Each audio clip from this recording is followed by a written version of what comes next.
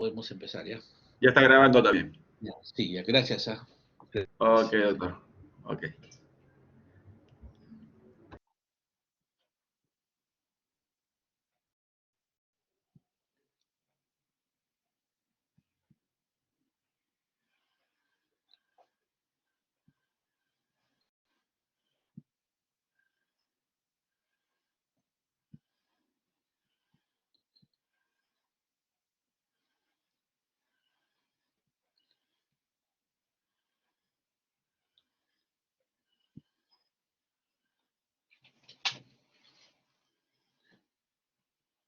Bueno, ahora sí.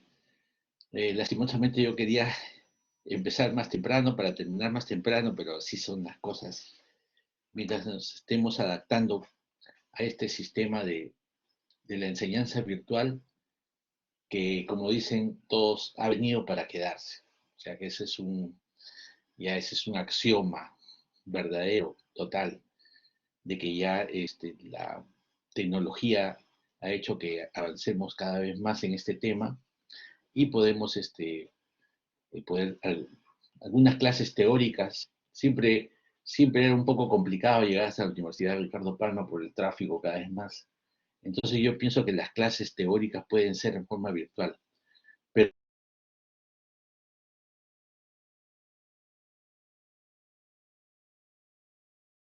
no así las prácticas. De todas maneras, ya tenemos que el próximo año estemos todos en los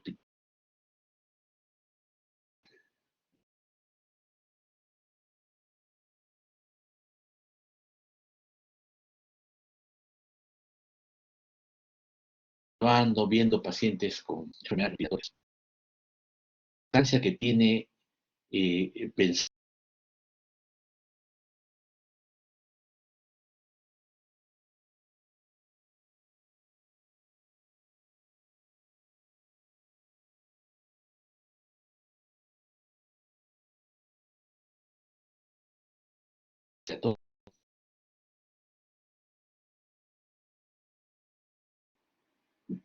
en las enfermedades de los vasos pequeños, porque en el tejido pulmonar está la vasculatura es extensa y muy rica. Por eso que la gran mayoría de las metástasis se presentan en el pulmón. Las metástasis de otros órganos llegan al pulmón, porque definitivamente tiene que, por la vasculatura pulmonar. La vasculatura pulmonar hace que la gran mayoría de las metástasis a diferentes partes del cuerpo lleguen al pulmón. De igual, lo gran, digamos, vascularizado del pulmón hace de que cualquier afección de los vasos sanguíneos provoque lo que denominamos en este momento, que es la vasculitis pulmonar. Entonces, la vasculitis es toda una realidad, es toda, y nosotros debemos estar preparados para eso, porque es muy fácil diagnosticar una tuberculosis haciendo un examen de puto. También un cáncer de pulmón a través de una biopsia o a través de estudio citológico. Entonces, pero a veces se nos pasa porque solamente pensamos en eso. El asma bronquial la diagnosticamos a través de una espirometría, el EPOC, a través de una prueba de función respiratoria. Pero enfermedades vasculares a veces no las pensamos. Si bien las enfermedades son raras, ¿no? Y pueden pasar desapercibidas, porque no tenemos un alto índice de sospecha. Lo más importante es tener un alto índice de sospecha, ¿no? Entonces, eso es lo que hay que tener en cuenta. Las características clínicas pueden no ser específicas y el diagnóstico es difícil, pero cuando tenemos un alto índice de sospecha, eso no va a pasar y para nosotros va a ser bien gratificante diagnosticar algo que otros no vean.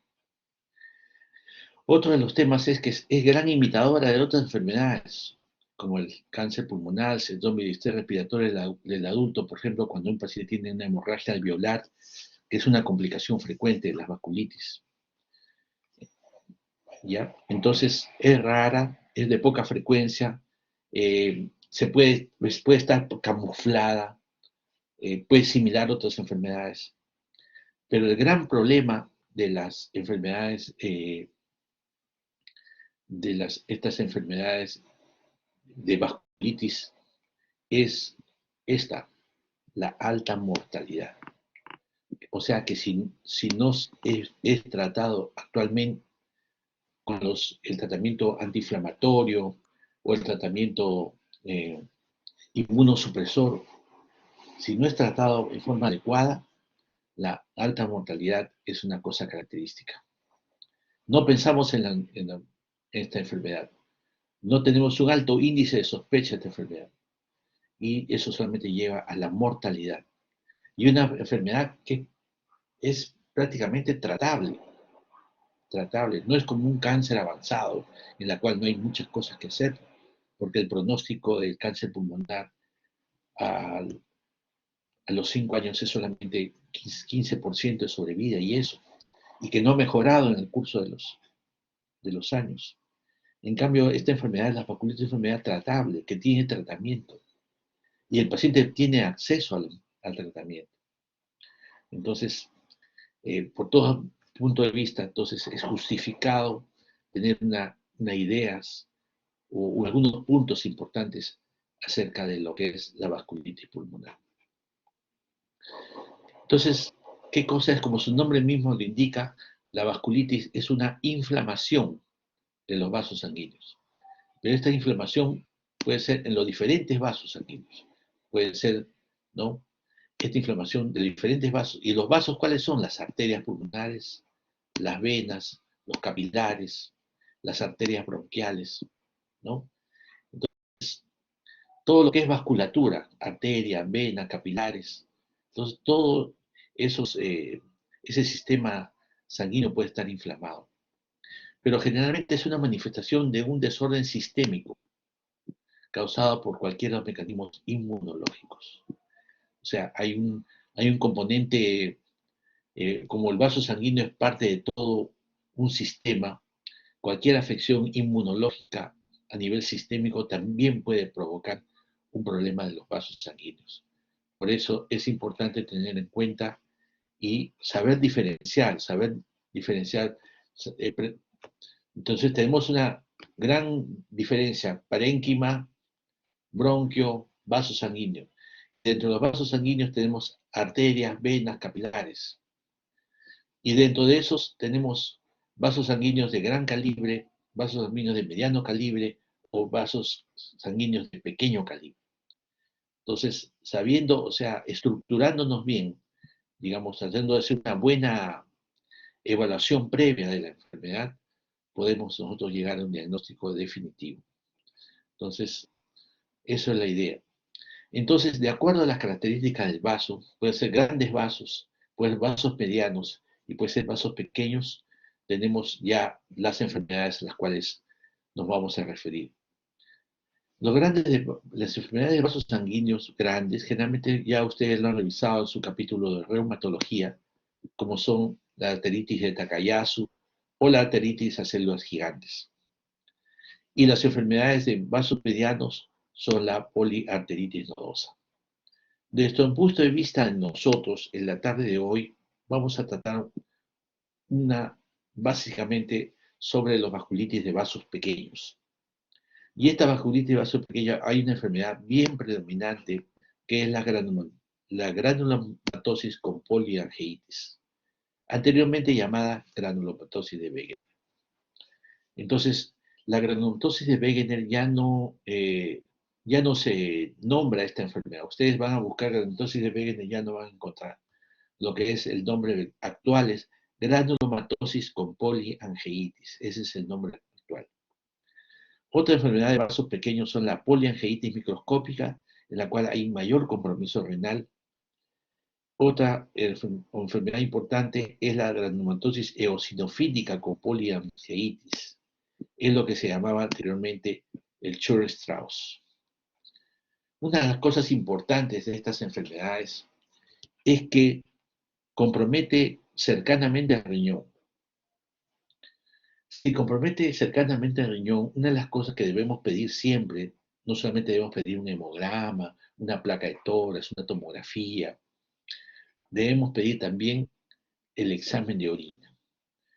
¿Por qué? Porque generalmente encontrar en una hematuria no explicada, hematuria microscópica, no explicada, o sea que no tiene el paciente ningún problema de próstata u otra afección que puede provocar hematuria, ya nos puede inducir a que haya un compromiso renal. Y en estas enfermedades de los vasos sanguíneos, no solamente está afectado el pulmón, sino también el riñón, que también es bien vascularizado. Y una de las manifestaciones más importantes del riñón es básicamente el compromiso de la hematuria. Por eso, como buenos neumólogos, porque el neumólogo no solamente mira pulmón, sino también mira el corazón, mira el hígado, mira el riñón. Y en el riñón tenemos que asociarlo con un gran síndrome de gran importancia, que es ese síndrome pulmón-riñón. O sea, un paciente que tiene síntomas respiratorios, tiene tos, disnea, broncoespasmo, y por ahí nosotros pedimos un examen de orina. A veces, ¿para qué le piden examen de orina si el paciente no tiene un síntoma, ni un síntoma urinario, no tiene disuria, poliapiuria, nada? Pero pedimos sobre todo para descartar algún tipo de hematuria. Entonces, esa es la clave, que muchas veces llegamos al diagnóstico. El paciente tiene hematuria y ustedes comienzan a revisar que el paciente no tiene ni un motivo de hematuria. Y uno de los motivos de la hematuria es una vasculitis, o sea, un compromiso renal. Si el paciente tiene un compromiso renal, tiene un compromiso pulmonar, ya podemos asociar el síndrome pulmón-riñón y ya podemos buscar una enfermedad de vasculitis de vasos pequeños. Entonces, esa es la primera orientación que debemos plantear en esta tarde, es la necesidad de evaluar el riñón a través de un simple examen de orina en el cual podemos encontrar algo de hematuria. Entonces, no se olviden las granulomatosis. La granulomatosis, más que todo, es una digamos, una manifestación de anatomía patológica, ¿no? Porque estas enfermedades, el diagnóstico definitivo es a través de la anatomía patológica. Entonces, hay una granulomatosis con poliangeitis en los estudios de los tejidos, y otra, hay una poliangeitis microscópica, digamos, en los cuales hay mayor compromiso renal, y hay un compromiso eosinofílica en los pacientes que tienen un síndrome parecido al asma. O sea, tienen broncoespasmo y tienen compromiso respiratorio y también poliangeitis. Es lo que se denominaba anteriormente Char-Strauss. Y vamos a ver en láminas posteriores cómo hay una tremenda infiltración eosinofílica en los vasos sanguíneos. O sea, vasos sanguíneos con granulomatosis, con poliangeitis, ¿no? Con infiltración neutrófila en esos casos, y otros tipos de vasculitis a vasos pequeños en que hay una infiltración eosinofílica de los vasos. Y eso es lo que se denominaba anteriormente Char-Strauss. En la actualidad hay una tendencia de no poner nombres, digamos, de personas a las enfermedades en general, sino poner más que todo nombres de lo que pasa en las enfermedades. Por ejemplo, aquí GPA es la granulomatosis con poliangeitis. Eso es en cuanto a enfermedades de granulomatosis con poliangeitis, la poliangeitis microscópica y la poliangeitis de vasos sanguíneos, también es la tercera. La poliangeitis con infiltración eosinófila, que es el Char-Strauss. Entonces, este es el gran grupo de enfermedades que vamos a revisar hoy, que es la vasculitis a vasos pequeños. Los vasos muy pequeños. Hay una cosa importante que ya está notado acá, son vasculitis asociadas al ANCA.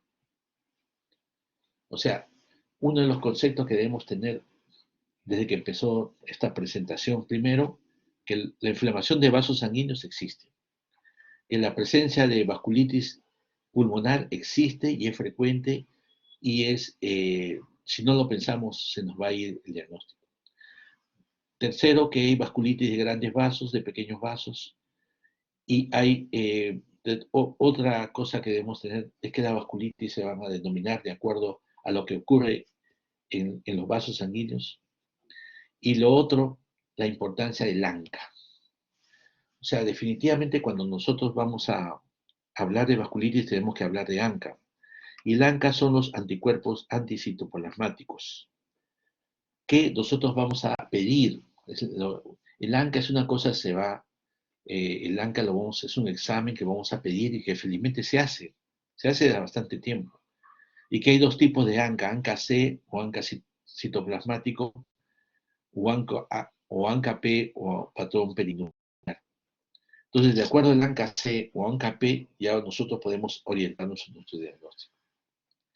Entonces, es bien sencillo el asunto. Ver los compromisos respiratorios, generalmente de vías respiratorias altas, ver el compromiso renal, sobre todo en hematuria, y pedir un ANCA.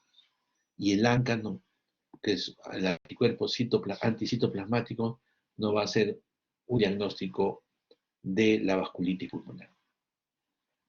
Otra de las cosas importantes que debemos tener en ANCAs, en enfermedades de la vasculitis, que ya no tienen relación con el ANCA, son la poliarteritis nodosa, que seguramente ya la han revisado en su clase de reumatología, y la vasculitis de grandes vasos, como son la arteritis de Takayasu, que se ha quedado con ese nombre por su antigüedad del proceso, y la arteritis de células gigantes. Entonces son tipos de vasculitis en las cuales no tienen ninguna relación con el ANCA. Entonces no se olviden siempre pensar que el ANCA es una realidad. ¿Ya?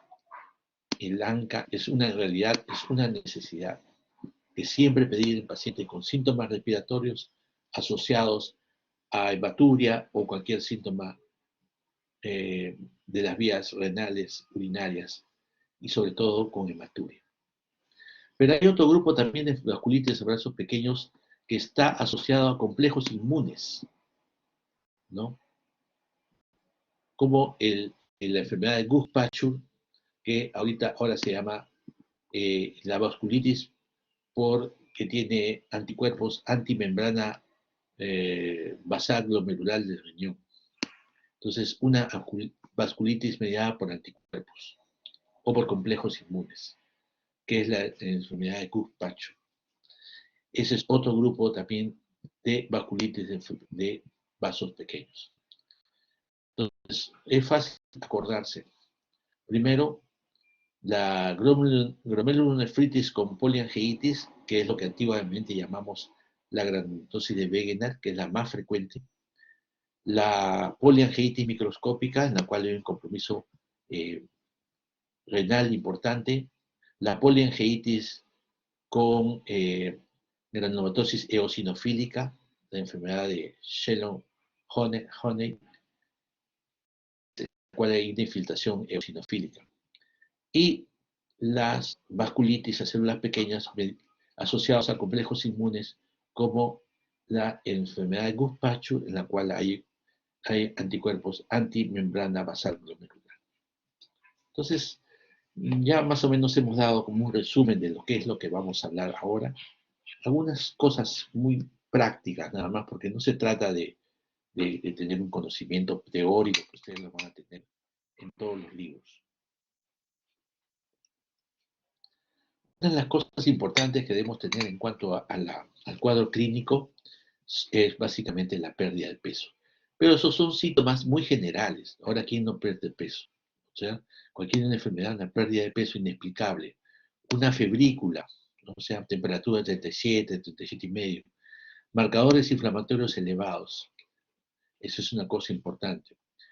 Ahora, tiene una disnea inexplicable. O sea, el paciente tiene sensación de falta de aire, pero los estudios espirométricos todos son normales. Saturación, una hipoxia, pero una hipoxia leve, ¿no?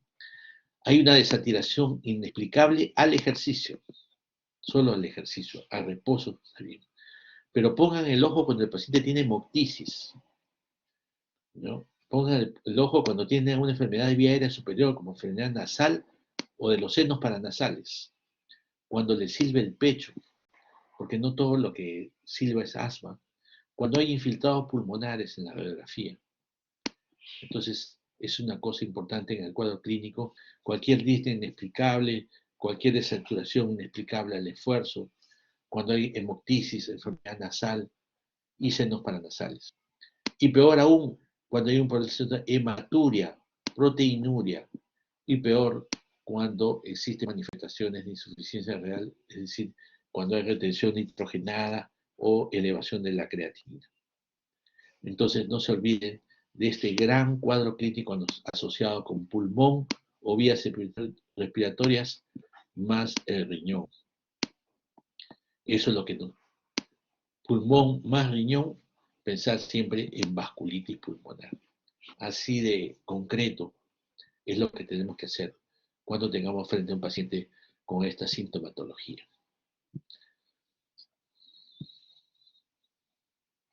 Entonces, aquí vemos que el diagnóstico es básicamente anatomopatológico. Tenemos que hacer una biopsia de la zona que esté comprometida, ya sea vía aérea superior, ya sea pulmón, ya sea biopsias renales. Entonces, ahí vamos a ver que hay inflamación y necrosis de los vasos sanguíneos como parte de esta manifestación. Entonces, eso es lo que tenemos que saber siempre en los pacientes que tienen una portadora de esta enfermedad. Y miren, este es un vaso sanguíneo en la cual hay una inflamación básicamente por neutrófilos, ¿no? Y una tendencia hacia la granulomatosis. Entonces, siempre el patólogo es el que nos va a hacer el diagnóstico, pero nosotros tenemos que tener un alto índice de sospecha para poder llegar al diagnóstico definitivo. La vasculitis de vasos pequeños, como estaba diciendo, es lo más común, ¿ya? Los vasos no solamente son las arteriolas, los capilares, las vénulas, los más chiquititos. Estos están localizados en el intersticio pulmonar. Hay infiltración de neutrófilos, como estamos diciendo, ¿no? Y necrosis fibrinoide, esto causa la destrucción de las paredes de un vaso. Pero ¿qué pasa cuando se destruye un vaso? ¿Qué pasa con la sangre? La sangre sale, ¿no es cierto? ¿No? Entonces los glóbulos rojos van a llegar a los alveolos, provocando lo que denominamos la hemorragia alveolar. O sea, muchos vasculitis de vasos pequeños van a manifestarse también por hemorragia alveolar. Entonces, es otro concepto que vamos a tener en la clase de hoy, en la reunión de hoy. Primero, que los vasos existen. Segundo, que hay vasos de mediano tamaño, de gran tamaño y vasos pequeños. Tercero, que existe el compromiso renal. Entonces tenemos que averiguar si el paciente tiene hematuria, tiene retención nitrogenada, que el ANCA existe, que podemos pedir el ANCA para poder si es el patrón citoplasmático o patrón perinuclear. Y otro concepto es como consecuencia de la ruptura del vaso sanguíneo y llegada de sangre al alveolo, se va a provocar una gran manifestación de estos vasculitis, que es la hemorragia alveolar. ¿Ya?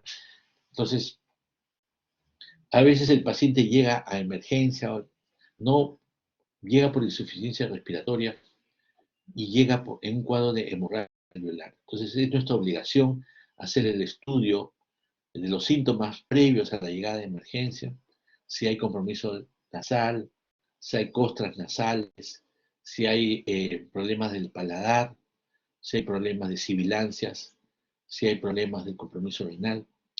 Entonces ya vemos que el paciente puede ser una hemorragia alveolar, tiene que ser tratada por la causa que lo provoca.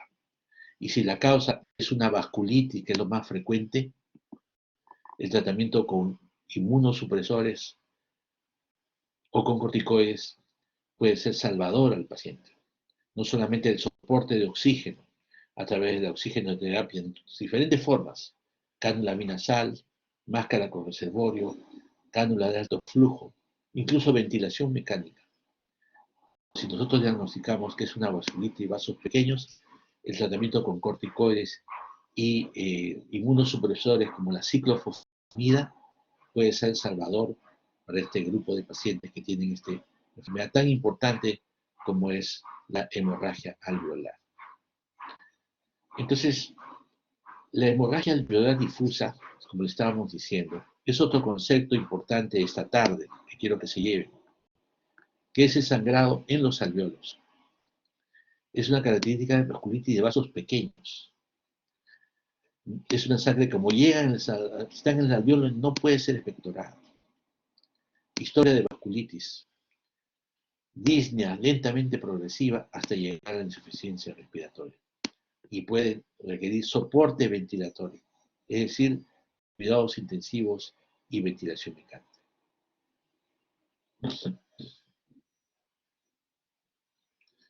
Es una hemoptisis de aparición brusca, hay tos, disnea, pérdida de peso, artralgias. Una cosa importante, siempre ustedes pregunten si el paciente ha tenido síntomas de vías aéreas superiores, como son la sinusitis. La sinusitis, como les estamos diciendo en las clases de práctica, los seminarios, es una cosa importantísima. No es que nosotros queramos invadir el terreno de los otorrinos, pero el neumólogo siempre tiene que estar en cuenta todo lo que es rinitis alérgica, todo lo que es sinusitis, pues la sinusitis puede empeorar un asma. La sinusitis puede ser que provoque que el asma no mejore, que el asma sea un asma severa, persistente. Y en el caso de ahora, puede ser un hallazgo que nos puede inducir a que el paciente tenga una vasculitis pulmonar. No se olviden la importancia de la piel. En vasculitis hay manifestaciones de piel, es una cosa importante. Hay ulceraciones corneales como episcleritis. Hay epístasis. Y eso es justo lo que estaba viendo. Tenemos que ver todos los síntomas nasales que pueden estar, no solamente alérgicos, sino nasales. Las epístasis, las costras en la región nasal, es una característica. O la disminución de la audición. O sea, no es que nosotros queramos ser otorrinos, sino también nosotros tenemos, esa es parte de la vía aérea. La nariz, la garganta, laringe, son parte de la vía aérea. Y si a esto, todo lo que nosotros pensamos, le agregamos la hematuria y la proteinuria que vamos a encontrar en la orina, el diagnóstico ya está definitivo de que puede ser una vasculitis de vasos pequeños y el paciente está cursando con una hemorragia alveolar. Y que junto con su apoyo ventilatorio tenemos que darle un tratamiento con corticoterapia y un tratamiento inmunosupresor. ¿Listo? Entonces, miren que la hemorragia alveolar es causada por la enfermedad de Buch-Pachu, es lo que yo decía, es los anticuerpos antimembrana basal glomerular, la granulomatiosis con poliangeitis, que antiguamente llamábamos granulosis de Wegener, pero también hay enfermedades sistémicas como el lupus, la artritis, la poliangeitis microscópica, que es la esclerosis sistémica progresiva, la poliarteritis nodosa. Otra de las cosas que quería manifestarle es la relación que hay en reumatología con neumología. Porque el lupus eritematoso sistémico, la artritis reumatoide, la esclerosis sistémica progresiva, se caracterizan porque tienen también compromiso pulmonar y provocan una fibrosis pulmonar secundaria colágenopatía, que es una fibrosis que te puedo decir que es más lenta, más progresiva, no es tan severa como la fibrosis pulmonar idiopática, que es la más severa y que es la más rápidamente lleva a la muerte del paciente. Es un tipo de fibrosis secundario a la conectivopatía. O sea, acá vemos otra importante relación que existe entre la neumología y la reumatología. O sea, la neumología no podemos ver desde el punto de vista aislado, tenemos asociado con la reumatología y también asociado con la nefrología. Entonces, no se olviden la importancia que puede haber lupus, artritis, esclerosis sistémica progresiva con fibrosis pulmonar y también con vasculitis pulmonar. Son dos cosas en las que están asociados el pulmón con las enfermedades del tejido conectivo. Entonces, yo creo que hasta acá ya hemos obtenido los objetivos de esta presentación. Cuando uno hace una exposición, una charla, una presentación, tiene que tener sus objetivos. Y mi objetivo es meterles a la cabeza que ustedes tienen vasos sanguíneos, que tienen vasos pequeños, que existe el ANCA, que existe las vías aéreas superiores, que tenemos que ser un poco otorrinos para mirar la garganta, el paladar, tenemos que ver los senos paranasales, las costas en la nariz, que tenemos que ser un poco de nefrólogos viendo cómo es la hematuria, la proteinuria, que tenemos que ser un poco reumatólogos a ver si hay lupus, artritis, esclerosis sistémica, ¿ya?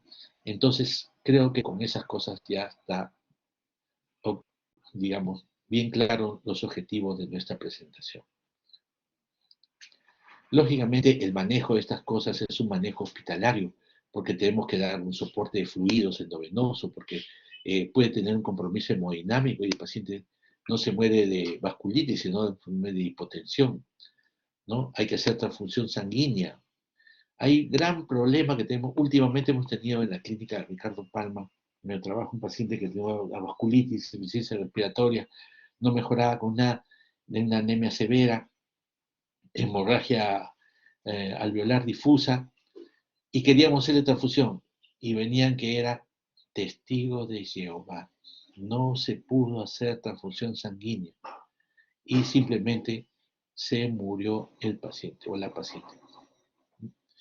Entonces, eso es las cosas que a veces nos quedan, los casos nos acordamos por lo que pasó, ¿no? De una enfermedad que pudo haber sido, digamos, tratada o controlada. Por diferentes motivos no se llegó a eso. Tenemos el monitoreo adecuado, la diuresis y la función renal es una cosa básica, diagnóstico subyacente y el tratamiento, como se ha dicho, corticoterapia, dosis alta o dosis de inmunosupresión, como es 1 miligramo por kilogramo de peso, la ciclofosfamida y en algunos casos la hemodiálisis cuando el déficit, el trastorno de la insuficiencia renal es una insuficiencia renal aguda y que con unas dosis de hemodiálisis puede mejorar al paciente. Entonces, no se olviden en ser nefrólogos, en ser reumatólogos, en ser otorrinos para el control de esta enfermedad.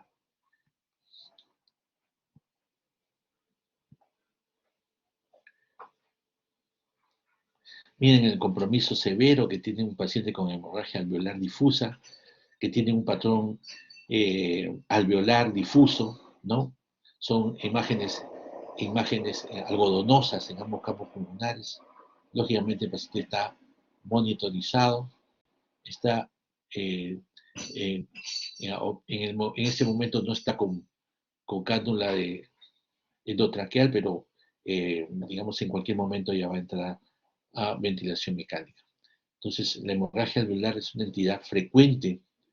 Entonces, cada vez que uno te una placa con compromiso alveolar difuso, no solamente piensa que es una enfermedad infecciosa.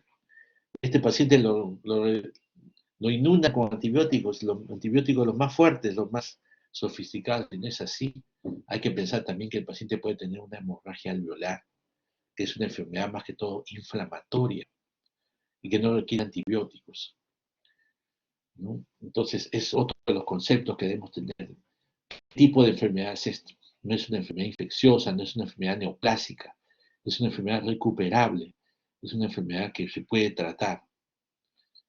Y esto es lo que da el diagnóstico, mira, gran compromiso pulmonar, hemorrágico alveolar, y la gran infiltración de neutrófilos no puede llegar a ser el diagnóstico de esta enfermedad. La tomografía siempre ha sido, ahora con mayor razón, una de las herramientas más importantes en neumología, en las cuales vemos un compromiso alveolar difuso lateral, casi simétrico, que se puede manifestar como un síndrome de distrés respiratorio del adulto, pero en realidad es una hemorragia alveolar. Entonces, cuando hablamos de vasculitis, siempre tenemos que acordarnos lo que es el ANCA, ¿no?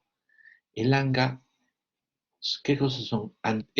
Solamente es una denominación lo que se llama autoanticuerpos, que pueden tener un papel directo en la patogénesis. Eso es lo que se está pensando, que el ANCA también puede intervenir en la patogénesis de esta enfermedad, pero también es marcadores de la enfermedad. Y no solamente marcadores, sino también el ANCA puede, de acuerdo a sus valores, puede confirmarnos que el ANCA va mejorando el paciente o va empeorando. Entonces, reacciona a los gránulos citoplasmáticos en los neutrófilos. Y de acuerdo a cómo tiñe, va a teñir en dos formas. Un patrón citoplasmático, que es el ANCA-C, o un patrón perinuclear, que es el ANCA-P. O sea, la vasculitis se puede diferenciar vasculitis con ANCA-C y vasculitis de ANCA-P.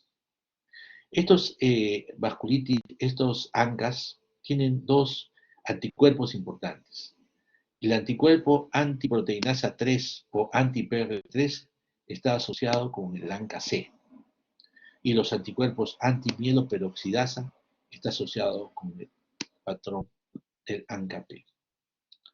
Esto es un poco complicado, ¿no? O sea, ni se acuerden de memoria, porque primero no le voy a preguntar en el examen este tema, porque son cosas de memoria, o sea, no queremos nada de memoria. Lo que queremos es que ustedes sepan la importancia de ser neumólogos, de ser nefrólogos, de ser otorrinos, de evaluar siempre el riñón. Eso para mí es lo más importante. De pensar que un patrón alveolar difuso puede ser una hemorragia alveolar y la hemorragia alveolar consecuencia de una vasculitis a vasos pequeños. Y la importancia que tiene el ANCA-C y el ANCA-P. Si ustedes piden un ANCA a un paciente y sale ANCA-C elevado, puede ser una enfermedad. Si sale ANCA-P elevado, puede ser otra enfermedad. Eso es lo más importante. ¿Ya? Sean prácticos, no podemos cosas teóricas demasiadas tampoco no nos ayudan mucho en el diagnóstico. Por ejemplo, en el paciente con poliangiitis asociados a ANCA son básicamente la poliangiitis microscópica, es la que tiene un gran compromiso pulmonar, renal, y el ANCA puede ser de los dos tipos, puede ser ANCA-P o ANCA-C, es indiferenciado. O sea, los dos ANCAs pueden estar elevados. En cambio, la granulomatosis con poliangiitis, que es la granulomatosis de Wegener, de hecho es lo más frecuente, el ANCA-C, miren, tiene el 75% de compromiso, o sea, gran componente de ANCA-C. O sea, si el ANCA-C está elevado, es muy frecuente tener que el paciente tiene una granulomatosis de Wegener, o lo que es ahora se llama granulomatosis con poliangiitis. Pero si el ANCA-P está elevado, el ANCA-P, entonces la posibilidad, y si el paciente tiene síntomas de broncoespasmo, eosinofilia, etc., lo más probable es que tenga esta enfermedad que se llama Church-Strauss y sea una granulomatosis eosinofílica con poliangiitis, que es lo que, y en la cual en estas tres entidades es frecuente el compromiso pulmonar.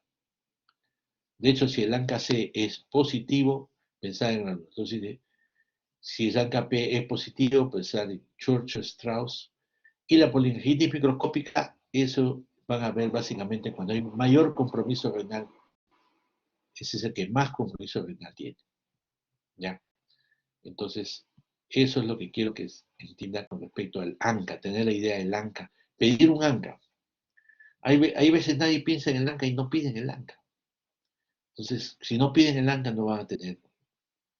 Y miren, el ANCA ya no tiene nada que ver en vasos de mediano calibre y en los vasos de grandes o arteritis.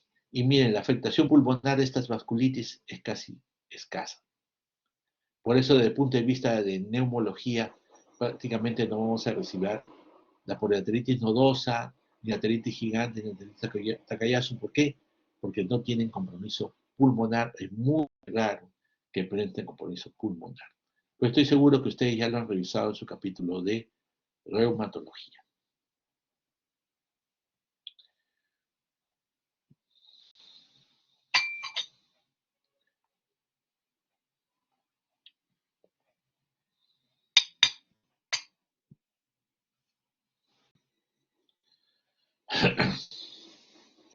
Lamentablemente no carga.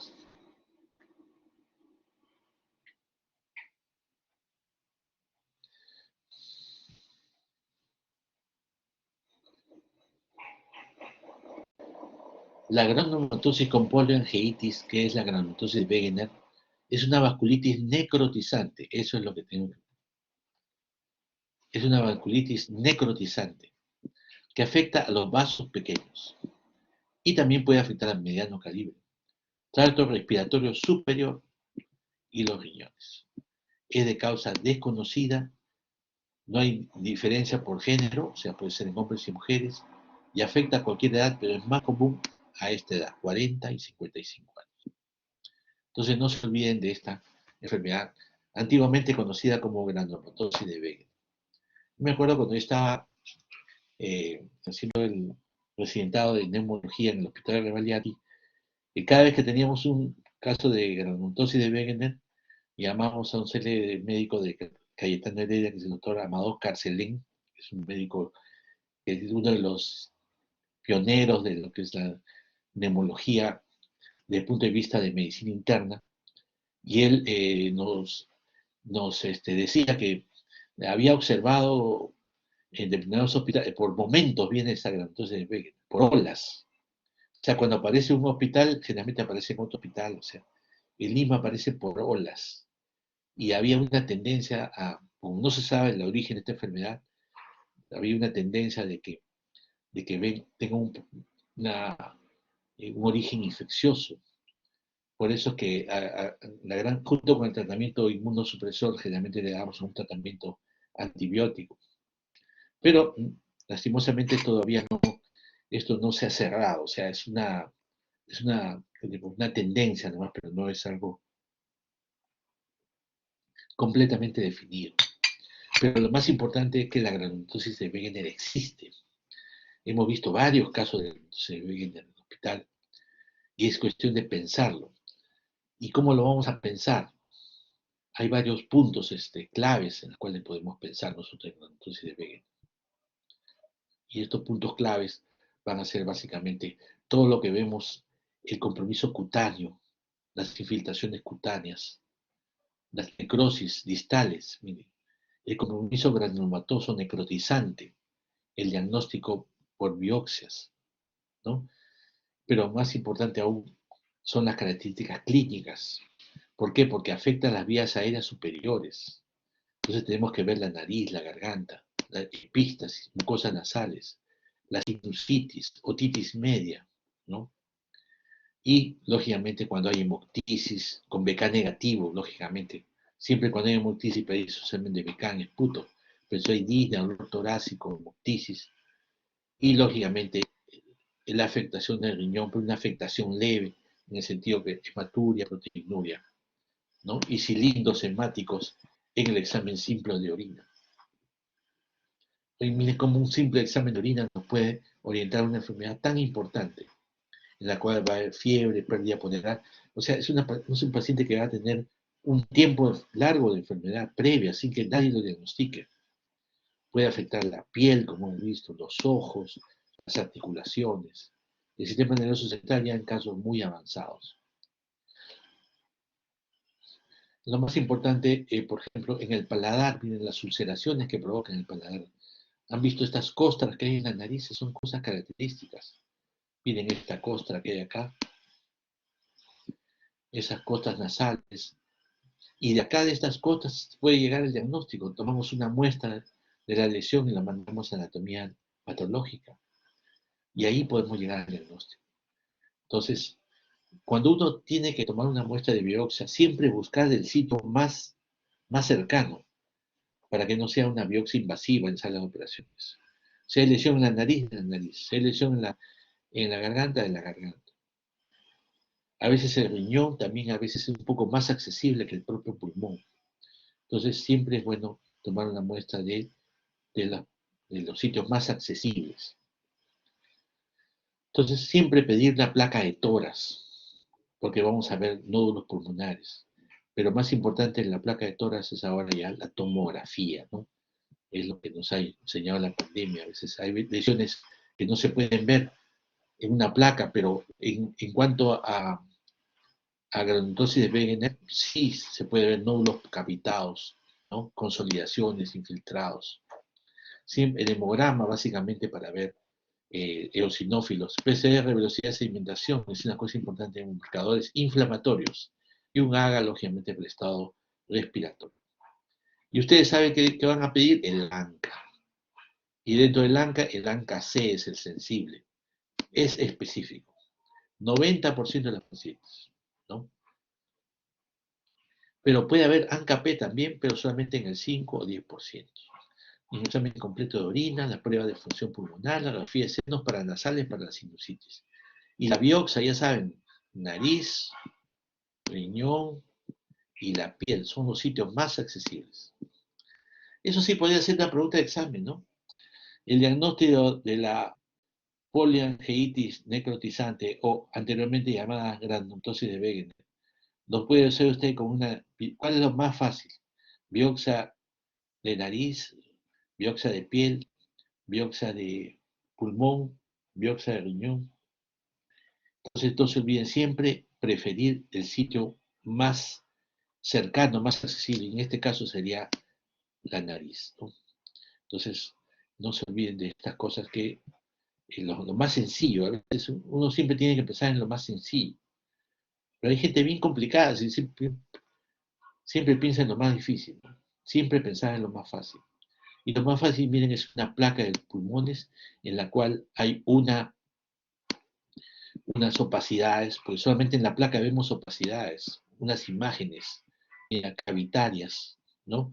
Bilaterales, a predominio de lóbulos inferiores. Si esta cavidad estaría por acá arriba, ya pensaría en tuberculosis, en primer lugar. Y si fuera uno, pero si fueran dos, tres y son bilaterales, ya pensaría en una enfermedad sistémica, la granulomatosis de Wegener, o la granulomatosis con poliangeitis. ¿Ya?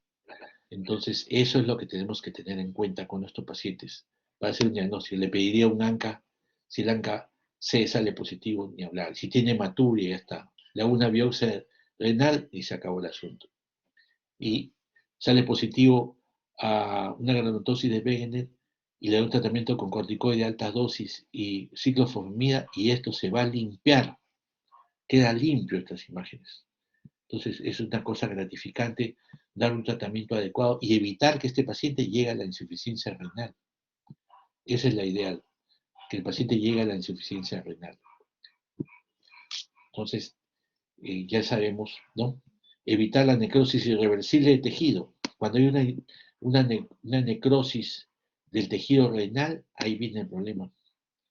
Corticoterapia endovenoso, ciclofosfamida endovenoso, después puede ser oral, acetioprina, plasmaféresis, son los casos muy avanzados, diálisis.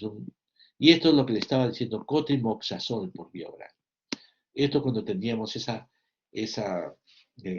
probabilidad de que sea por una ola infecciosa. Pero generalmente ahorita se hace como un tratamiento preventivo para evitar alguna infección o como un antibiótico preventivo.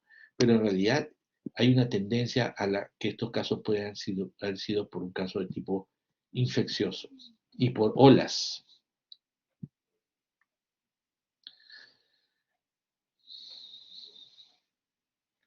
Entonces, otra de las cosas que de los casos de vasculitis de células pequeñas son la poliangeitis microscópica, mayores de 50 años, y aquí es lo que quiero manifestar, esta poliangeitis microscópica básicamente va a afectar al riñón. Esa es la diferencia.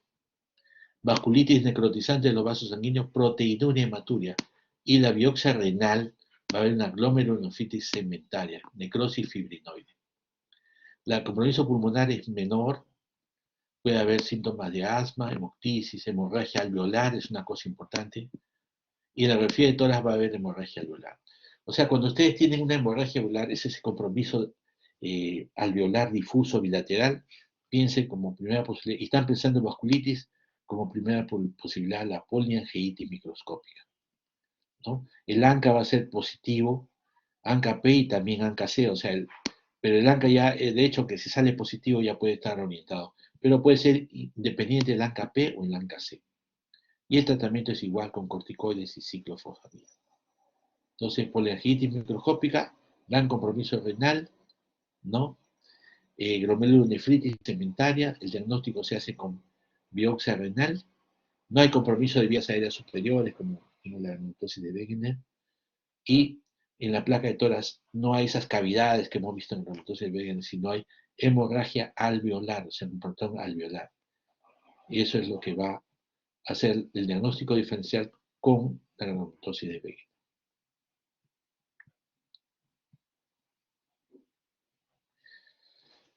este paciente, por ejemplo, ya está haciendo un compromiso pulmonar bilateral con manifestaciones alveolares en ambos campos pulmonares, simétrico, a prominio de lóbulos inferiores.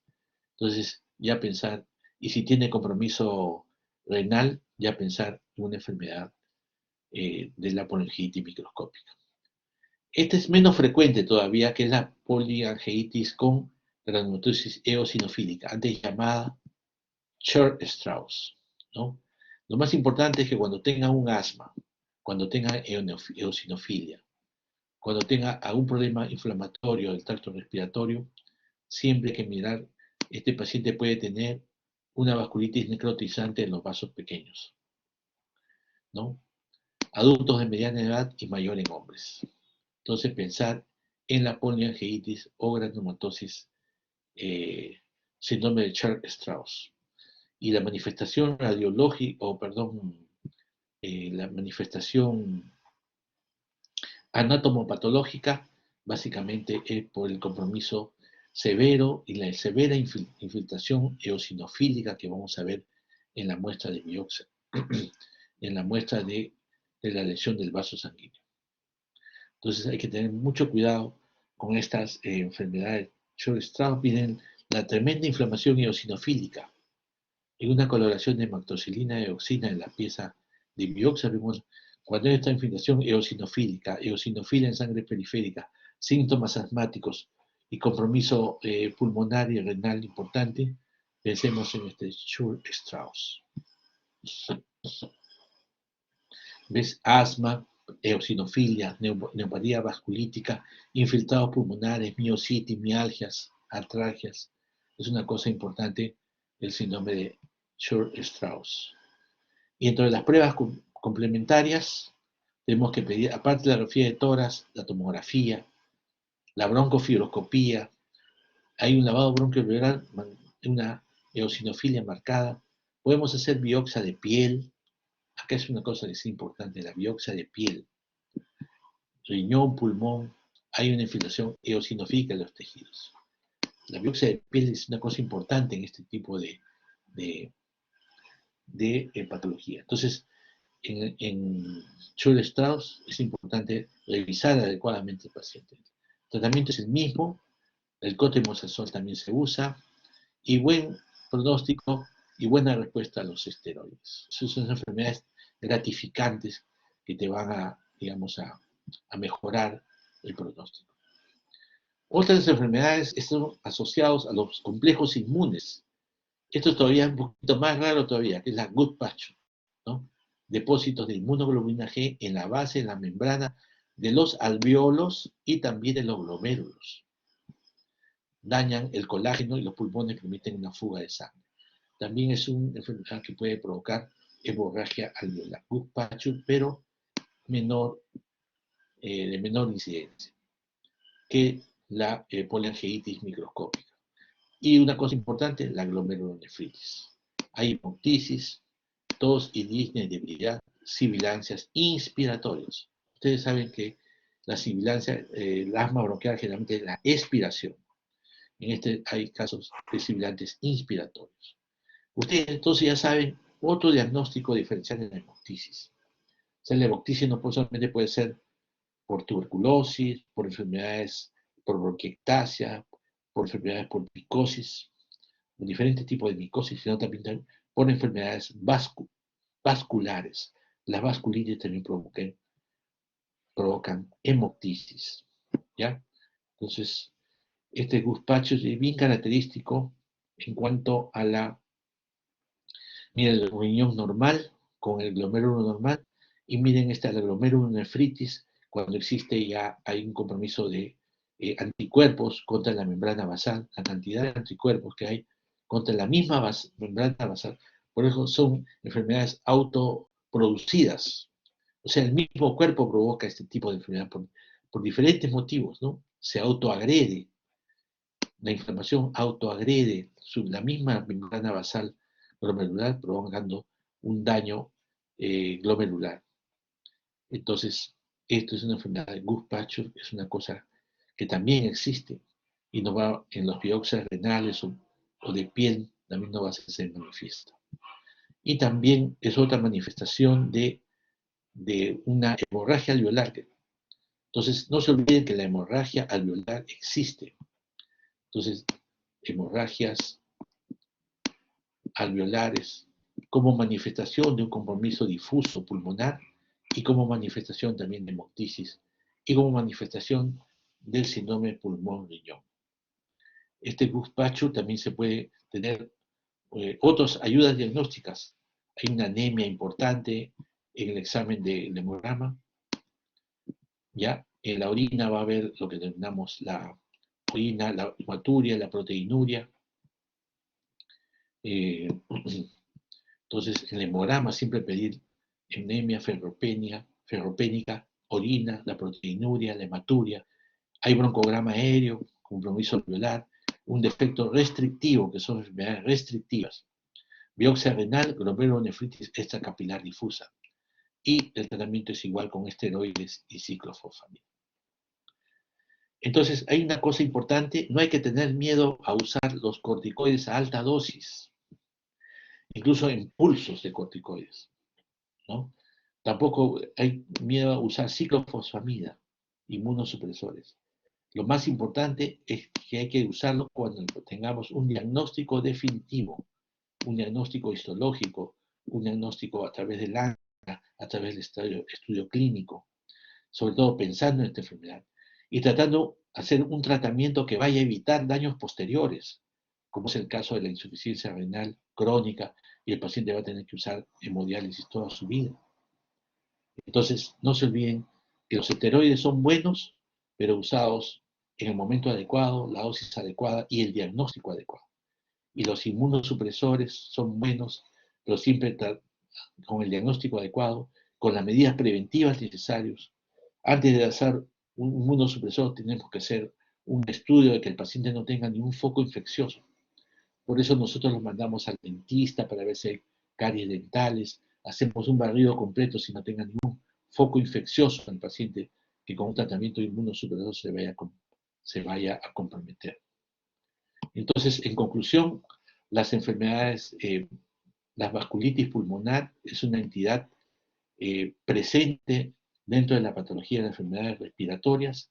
Es una enfermedad, son enfermedades que se pueden diagnosticar a tiempo, que pueden, digamos, recibir un tratamiento adecuado, que tienen un tratamiento. El diagnóstico es un diagnóstico accesible, entonces es un diagnóstico que no lo tengamos. El tratamiento también es accesible, que nosotros lo podamos tener. Y lo importante es, como dice la figura, es que no actuar solamente como médicos para allá, para embalsamar al paciente, o sea, solamente para despedirlo al paciente.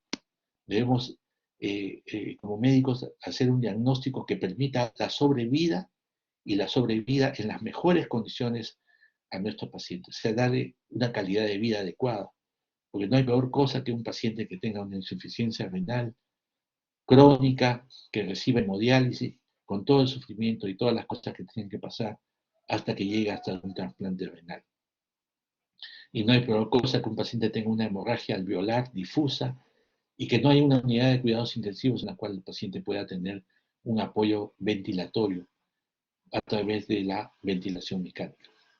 Entonces, es una cosa que tenemos que mirar bien, cómo están las vías superiores, cómo están, si hay costras nasales, si hay sinusitis, si hay problemas en el oído. Tenemos que ver que la importancia que tiene el ANCA, que tenemos que pensar en el ANCA para hacer un diagnóstico, y la importancia que tiene revisar la piel para poder, si hay manifestación en piel, tomar una biopsia de piel o una biopsia renal, y al final también puede ser una biopsia pulmonar en diferentes formas. Como ustedes han aprendido, la biopsia de tejido pulmonar a través de la broncofibroscopía o a través de una videotoracoscopía, como señalar una biopsia, digamos, quirúrgica. Bueno, eso es todo lo que les quería manifestar. Más bien disculpen todos los inconvenientes que hemos tenido para la presentación, debido básicamente a los problemas de la nueva normalidad. Y espero que se sigan interesando en la neumología, porque es un campo propicio para poder nuevas cosas. Y estas nuevas cosas son básicamente tratamiento de la vasculitis. Y ahora tenemos una nueva entidad como las secuelas a largo plazo del COVID, los problemas que va a tener el COVID en el pulmón a futuro, son cosas nuevas que van allá a destuberculizar a la neumología. Antes todo el mundo tenía miedo de ser neumólogo porque pensaban que la neumología era solamente la tuberculosis. Eso ya pasó. Ahora ya tenemos que ver más allá de las cosas y el neumólogo debe ver también problemas del sueño, problemas inflamatorios, problemas de las vías aéreas superiores. O sea, estamos ampliando. Y ahora más aún, ver todas las secuelas pulmonares que van a incrementar el número de nuestros pacientes. Ok, muchas gracias por su atención. Esperemos verlo en otra oportunidad. Cuídense, y ya saben todos que tienen que vacunarse. Los que no han tenido su segunda dosis, por favor, tienen que vacunarse. Y cuídense, y mañana gana Perú, con gol de La Padula, con gol de... Ojalá que no falle un penal nomás. Ahí sí ya estamos fritos. Ya cuídense todos.